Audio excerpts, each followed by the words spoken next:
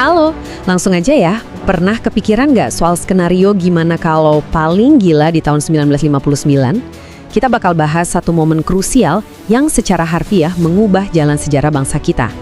Bayangin, seorang tokoh militer yang nantinya bakal jadi presiden Indonesia ngerasa udah mentok banget sampai mau nyerah, copot seragam, dan keluar dari ketentaraan. Kita bakal lihat gimana satu keputusan kecil, benar-benar satu momen aja, bisa nentuin nasib jutaan orang ke depannya. Nah, pertanyaan di slide ini emang kedengerannya kayak bercanda ya. Masa iya seorang jenderal jadi supir taksi? Tapi sumpah ini 100% nyata. Pak Harto, iya sosok jenderal besar yang kita kenal itu, beneran sempat mikir buat narik taksi aja. Waktu itu beliau ngerasa lagi di titik paling rendah, bener-bener down. Beliau cuma pengen cari kerjaan yang simpel, nggak bikin pusing, yang penting halal buat ngasih makan keluarga. Coba deh bayangin transisinya. Dari yang tadinya ngomandoin pasukan pegang senjata, malah mikir mau megang setir taksi nyari penumpang di jalanan. Gila kan? Oke, kita masuk ke bagian hampir menjadi sopir taksi, krisis 1959. Lanjut ke intervensi krusial Butin, sang jangkar. Waktu itu, Pak Harto kan posisinya udah lumayan tinggi, tapi tiba-tiba karirnya nyungsep. Beliau dicopot dari jabatan di Kodam Diponegoro gara-gara skandal barter dan tuduhan penyelundupan hasil bumi. Kalau dari niatnya sih, sejarah nyatat beliau lakuin itu buat kesejahteraan anak buahnya. Tapi ya, di mata atasan itu pelanggaran berat.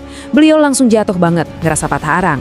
Nah, pas beliau lagi bener-bener putus asa dan udah siap narik taksi, datanglah intervensi penyelamat. Siapa lagi kalau bukan Butin yang langsung ngeblokir rencananya. Coba resapi deh kata-kata Butin ini.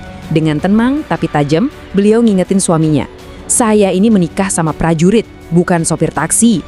Terus disusul nasihat emas, tentara itu harus bisa mikir dingin walau hati lagi panas.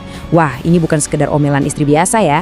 Ini bener-bener kompas hidup yang langsung bikin sang jenderal sadar dan nata ulang arah hidupnya.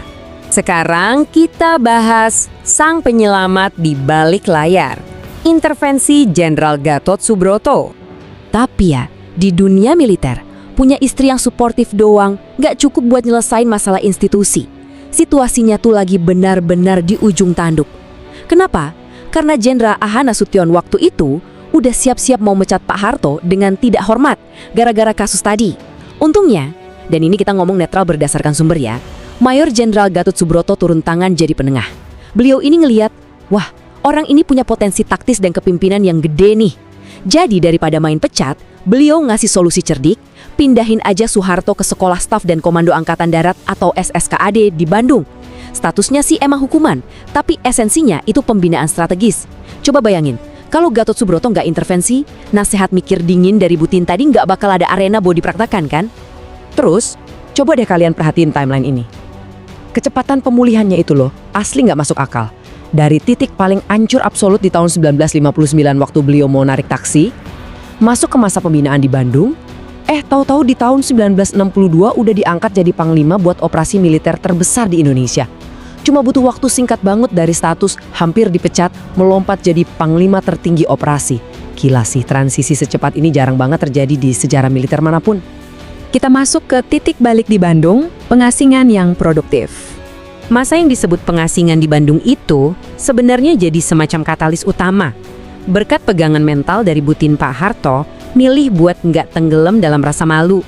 Sebaliknya, beliau benar-benar nerapin nasihat mikir dingin itu. Selama dihukum, beliau sama sekali nggak buang waktu. Beliau diam-diam aja, low profile, tapi sambil terus naikin kapasitas diri gila-gilaan. Beliau belajar keras soal strategi makro dan manajemen militer. Nggak cuma itu, di Bandung inilah beliau mulai kenalan dan bikin jejaring sama perwira-perwira cerdas, plus mulai ngobrol sama pemikir-pemikir ekonomi hebat, yang nantinya bakal dikenal sama sejarah sebagai mafia Berkeley. Jadi, masa pengasingan ini justru ngasih beliau koneksi intelijen dan ekonomi yang esensial banget buat masa depannya. Nah makanya nggak heran cuma 2 tahun setelah masa suram itu, comeback-nya bener-bener luar biasa. Kemampuan taktis yang udah beliau asah matang-matang di Bandung bikin Presiden Soekarno yakin 100% buat ngasih tanggung jawab raksasa, memimpin Komando Mandala buat pembebasan Irian Barat. Ini tuh semacam validasi total atas kesabaran strategisnya, dan ngebuktiin juga kalau konsep mikir dingin walau hati panas dari Butin itu emang manjur banget dipraktekin di level elit. Lanjut ke bukti filosofi Wong Tani, akar sang petani. Tapi mari kita mundur sejenak deh. Kenapa sih harus ide sopir taksi yang kepikiran pas beliau lagi hancur-hancurnya? Jawabannya ada di karakter ganda beliau. Di satu sisi, beliau ini kan bawa akar wong tani atau anak petani. Jadi sifatnya tuh super praktis. Beliau nggak pernah gengsi buat kotor-kotoran lakuin kerja fisik, yang penting halal buat keluarga. Ide taksi itu masuk akal banget secara kepraktisan. Tapi di sisi lain, ada Butin Restavin yang terus-terusan narik beliau balik, ngingetin buat selalu jaga citra sebagai kesatria yang terhormat dan strategis.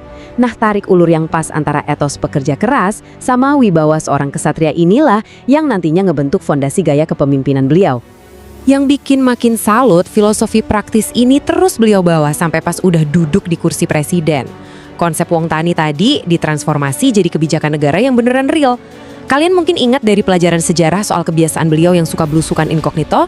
Iya, beliau senang banget diam-diam keluar rumah tanpa pengawalan ketat, cuma buat turun langsung ke desa-desa. Tujuannya? Buat ngecek harga gabah langsung di lapangan dan mastiin petaninya beneran sejahtera. Pendekatan ngerakyat yang dikombinasiin sama ilmu strategi makro dari zaman di Bandung ini akhirnya sukses besar bawa Indonesia ke era swasembada pangan. Jadi, pas kita sampai di penghujung ulasan ini, coba deh mainkan imajinasi kalian soal efek dominonya. Gimana jadinya kalau waktu itu Jenderal Gatot Subroto nggak mau ambil resiko belain beliau? Atau yang lebih epik lagi, gimana jadinya kalau hari itu Butin ngebiarin aja suaminya kebawa emosi, nurutin hati yang panas, dan beneran ngegas bawa taksi di jalanan tahun 1959? Kira-kira bakal kayak gimana ya wajah sejarah, politik, dan ekonomi Indonesia hari ini? Asli, kadang sejarah dunia itu nggak ditentukan oleh pertempuran raksasa, tapi dari percakapan singkat, tapi sangat ngena di ruang keluarga.